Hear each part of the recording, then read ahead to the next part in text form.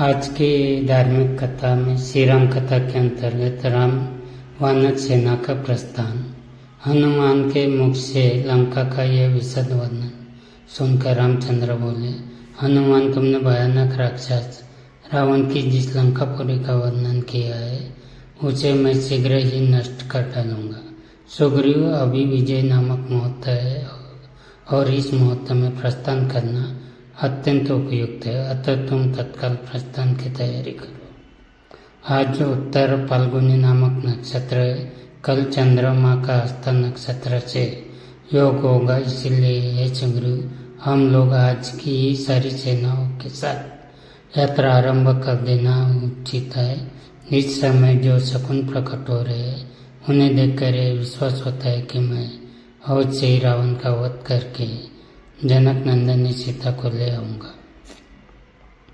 रघुनाथ जी के वचन सुनकर महापराक्रमी वानर शिरोमणि सुग्रीव ने वानर सेनापतियों के यथोचित आज्ञा दी और समस्त महाबली वानरगण अपनी गुफाओं और शिखरों से शीघ्र ही निकलकर उछलते कूदते हुए चलने लगे। उनमें से कुछ वानर उस सेना की रक्षा के लिए उछलते कूदते चारों ओर चक्कर लगाते थे, कुछ मार्ग शोधन के लिए कूदते फांदते आगे बढ़ते जाते थे।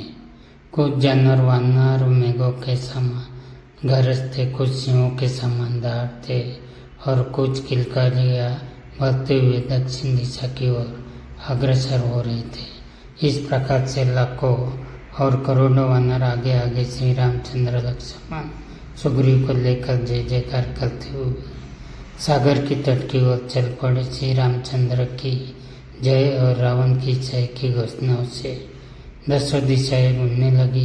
कुछ वानर बारी बारी से दोनों भाइयों को अपनी पीठ पर चढ़ाए लिए जा रहे थे। उनको अपनी पीठ पर चढ़ाने के लिए वे एक दूसरे से प्रतिस्पर्धा करने लगे। उनकी तीव्र गति के कारण समस्त वातावरण धूली दूसरा ऋतु हो रहा था। अंबर धूमिल हो गया था और आकाश में चमकता हुआ सूर्य भी फीका पड़ गया था। अब जब वो सेना नदी नालों को पार करती तो उनके प्रवाह भी उसके कारण परिवर्तित हो जाते थे। चारों ओर वानर ही वानर दिखाई देते थे। वे मार्ग में कई विश्राम लेने के लिए भी एक क्षण नहीं ठहरते थे। उनके मन मस्तिष्क में केवल रावण छाया हुआ था। वे सोचते थे कि जब लंका पहुंचे और कब राक्षसों का संहार करे। इस प्रकार राक्षसों के संहार की कल्पना में लीन विशाल वानर सेना समुद्र तट पर जा पहुंची। अब वे उस क्षण की कल्पना करने लगे जब वे समुद्र पार करके दुष्ट रावण की लंका में प्रवेश कर अपने अद्भुत पराक्रम का प्रदर्शन करेंगे।